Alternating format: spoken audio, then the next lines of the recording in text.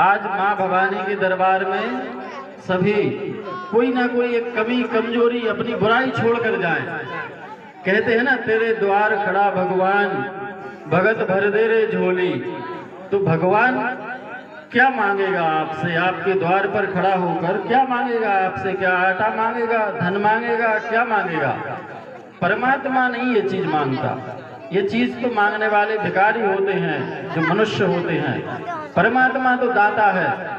तो परमात्मा क्या मांगता है? परमात्मा कहता है काम, क्रोध, लोभ, मोह, अहंकार, ईर्ष्या, द्वेष, छल, कपट, निंदा, चुगली, बुराई करना, बीड़ी, गुटखा, सिगरेट, शराब, जुआ खेलना, सट्टा खेलना, ये बुराइयां जो हमारे जीवन में आ गई हैं, परमात्मा कहता है तुम इन बुराइयों का दान मुझे दे दो और इसके बदले में सच्चा ज्ञान मुझसे ले लो।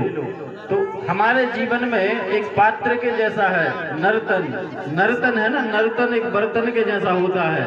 तो इस बर्तन में या तो सद्ज्ञान होगा या फिर कूड़ा कचरा होगा। कूड़ा कचरा माना वही बुराई, काम, क्रोध, लोभ, मोह, अहंकार, बीड़ी, गुटखा, सिगरेट, शराब, ये जो चीजें हैं या तो ये होंगी या परमात्मा की याद होगी, सद्ज्ञान होगा। तो अपने जीवन में जब सद्ज्ञान होता है तब हमें सच्ची शांति मिलती है, खुशी मिलती है, प्रेम मिलता है। तो आपको हम बताने जा रहे हैं व्यसन मुक्ति। हम लोग गांव-गांव में जाकर के सभी को नशे से मुक्ति कराते हैं, उनको सच्चा रास्ता दिखाते हैं, क्योंकि परमात्मा ने हमें रास्ता दिखाया है। तो हमारा भी फर्ज बनता है कि हम भी आपको रास्ता बताएं।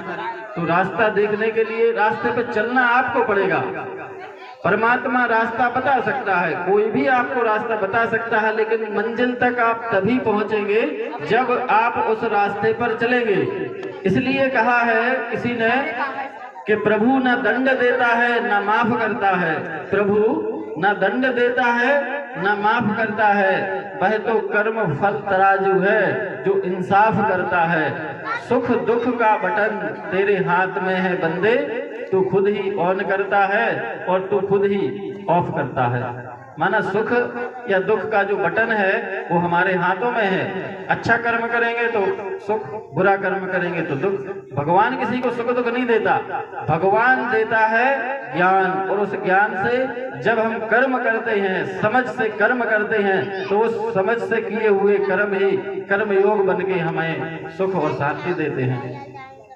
तो बीड़ी, सिगरेट, गुटखा और शराब, इन पर अपन थोड़ा समझ लें। बीड़ी पीने वाले आपने देखा, जो बीड़ी पीते हैं रात भर खांसते रहते हैं। 2.5 इंच की बीड़ी होती है। कितने? बीड़ी की लंबाई कितनी होती है? 2.5 इंच की होती है। और आदमी की लंबाई कितनी होती है? 5 फुट। 5 फुट का आदमी वो 2.5 इंच की बीड़ी का गुलाम है। वो 2.5 इंच की बीड़ी 5 फुट के इंसान को भिखारी बना देती है। जब उसे तलब लगती है, उसके पास पैसे नहीं होते, बीड़ी भी नहीं होती, तो क्या मांगता है? वो बीड़ी मांगता है, दूसरे से मांगता है, भाई बीड़ी पिला दो। क्या बना दिया उसने? भिखारी बना दिया तुम्हें। और तुम बड़े राजा बन के घूमते हो, खांसते रहते हो, कितनी दवाई कराते हैं, घर वाले परेशान हो जाते हैं। बीड़ी का जो धुआं है, आपको पता, बहुत ही नशा नाश की जड़ है, बल्कि सत्यानाश करने वाला है नशा। 2.5 इंच की बीड़ी है और ये मौत की सीढ़ी है। गुटखा खाने वाले आप देखो, जब आप तम्बाकू खाते हैं, गुटखा खाते हैं, तो सूखा ही गुटखा खाते हैं, तम्बाकू सूखी खाते ना मुंह में। लेकिन जब उसको जब थूकते हैं आप, जब थूकते हैं तो उसमें क्या मिल जाता है? अपने मुख में जो एक लार होती है, लार ग्रंथि जिसको बोलते हैं लार ग्रंथि, वो उस गुटकी में मिला के अपन थूकते हैं। और वो जो लार है वो किस काम में आती है हमारे? जब हम भोजन खाते हैं तो कहते चबा चबा के भोजन खाओ। तो वो जो मुख की लार है वो तुम्हारे भोजन में मिलती है और वो पेट में जाती है, तो तुम्हारा पाचन तंत्र सही होता है, भोजन पचता है। अब तुमने वो जो मुख की लार है वो तुमने गुटखा खा करके थूक दी, तो पेट में दर्द होगा, कई प्रकार की बीमारियां होंगी कि नहीं होंगी? तम्बाकू खा रहे इंसान, आपको पता है जिस खेत में तम्बाकू की खेती होती है वहां पे ये तार वगैरह बाउंड्री नहीं लगाई जाती। भाई साहब बता रहे थे हमारे यहाँ सब अच्छे आदमी हैं, देवता तुल्य आदमी है, कोई नहीं खाता। और बोले कहीं शराब भी कोई नहीं पीता। अब देखो शराब तो जिस घर में एक व्यक्ति शराब खोर दारूखोर होता है पूरा घर नर्क जैसा बन जाता है। आपको पता है शराब कैसे बनती है? पता है? एक बार क्या हुआ, जंगल में बहुत सारे जानवर थे। जंगल में जानवर ही होते हैं, बहुत सारे जानवर थे। उन्होंने सोचा कि अपन शराब बनाए। जहाँ एक बहुत बड़ी भट्टी खोदी गई, उसमें लकड़ी लगाई गई, आग लगाई गई, भट्टी चढ़ाई गई और सब उसमें जो भी डालना था डाला गया। तो शराब बनी नहीं रही थी, शराब बनी नहीं।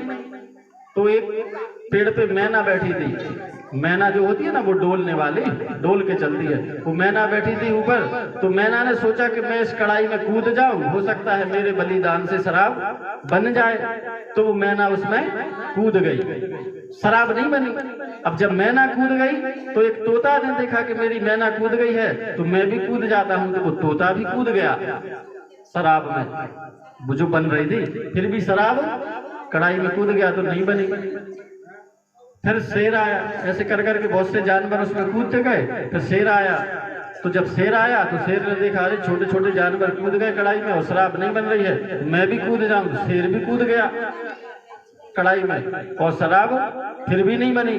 फिर इतने में एक सुअर था, सुअर ने देखा अरे जंगल का राजा कूद गया कढ़ाई में, फिर भी शराब नहीं बनी। अब तो मेरे लिए शर्म की बात है, मैं भी कूद जाऊं।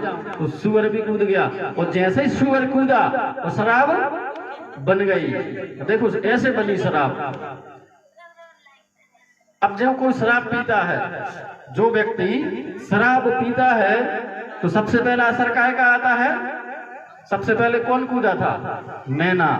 मैना वो डोल डोल के चलती है। तो जैसे ही सबसे पहला असर आता है शराब का तो व्यक्ति भी कैसे चलने लगता है?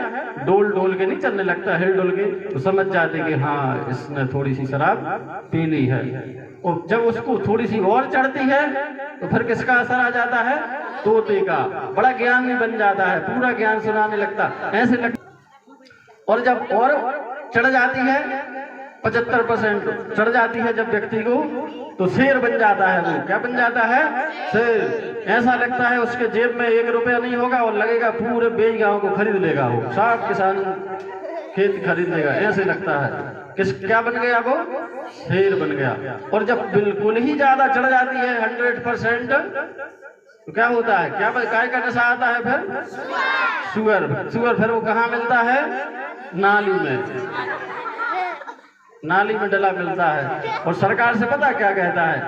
सरकार से कहता है कि सरकार अंधी है जो बीच रोड पे नाली बना दी। तो ऐसे बनती है शराब और ऐसे शराब का नशा होता है। अब आप देखो ये अपना जो जीवन है बड़ा अनमोल जीवन है। आपके यहाँ तो कोई ऐसा नहीं है, आप लोग तो बुरा ना माने, लेकिन ऐसी शराब बनती है। और देखो शराब पीने वालों से, गुटखा खाने वालों से अपन कुछ कहते हैं तो वो कहते क्या तुम्हारे पैसों से पी रहे हैं अपन? कहते कि नहीं कहते? हमारी कमाई है। अब आप देखो मंदिर में जब अपन जाते हैं तो क्या कहते हैं? भगवान के आगे क्या कहते हैं? तन भी तेरा, मन भी तेरा और धन भी तेरा। सब किसका है? भगवान का है, तुम्हारा नहीं है। कैसे कहते थे कि हम अपने पैसों के पीते हैं? तो फिर भगवान के मंदिर में जाके ये क्यों कहते हैं? तन मन धन सब कुछ तेरा, तेरा तुझको अर्पण क्या लागे मेरा। वो तुम्हारा धन नहीं है, किसका है? परमात्मा का है। और फिर परमात्मा ने हमको इतना सुंदर शरीर दिया है। ये जो शरीर है ये करोड़ों का है। अगर मान लो आपकी आंखें कोई खरीदे तो कितने में दे दोगे आप? 1 लाख रुपए में दे दोगे अपनी दोनों आंखें? बताओ, दे दोगे? नहीं दोगे। 50 लाख में, 50 करोड़ में दे दोगे दोनों आंखें? किडनी दे दोगे? नहीं दोगे। कितने करोड़ों का ये शरीर है आपका, है कि नहीं? इसका ध्यान नहीं रखते आप सोचो एक मोटरसाइकिल खरीद के ले आओ आप, 1 लाख रुपए की आ रही है, उससे भी ज्यादा की आ रही है। 1 लाख रुपए की मोटर गाड़ी आप खरीद के ले आओ, उसमें मिट्टी का तेल डालोगे आप? क्या डालोगे? पेट्रोल डालोगे ना। मिट्टी का तेल से तो नहीं चलाओगे। पानी डालोगे? क्यों नहीं डालोगे? क्यों नहीं डालोगे बताओ?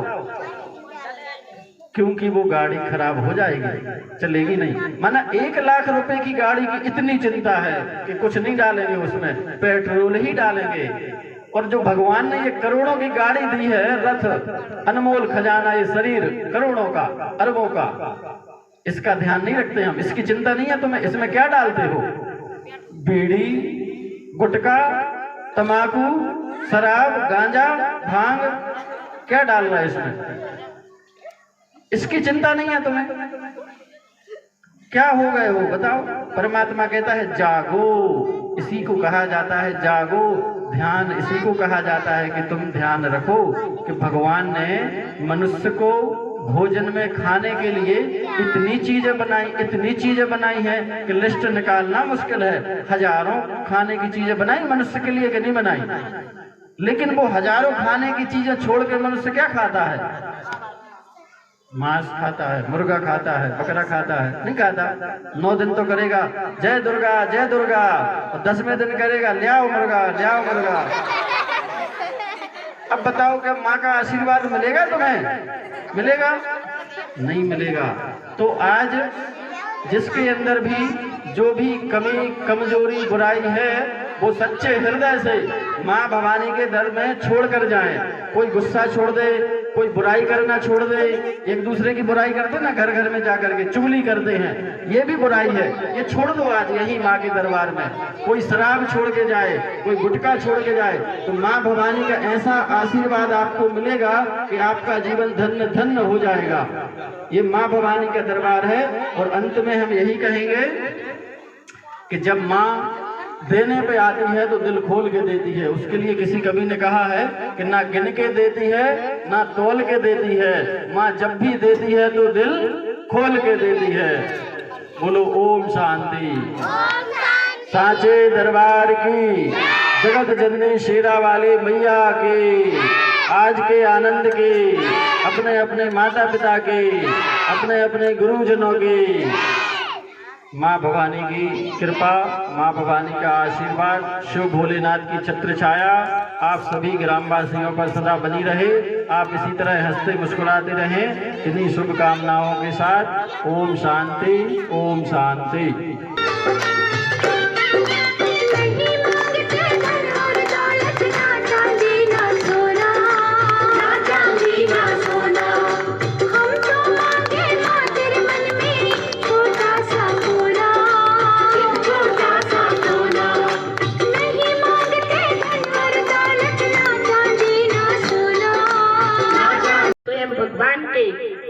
पैगंबर भेजे हुए पैगाम दे रहे हैं कि ले लो अब परमात्मा की, कहते ले लो दुआएं माँ बाप की, शर्ष उतरे गठरी पाप की। अभी भैया ने बताया, भाई जी ने बताया ना कि पाप कटेश्वर परमात्मा को कहते हैं। हम कितना स्नान किए, चारों तरफ तीर्थ लगाए, लेकिन भगवान नहीं मिले क्या?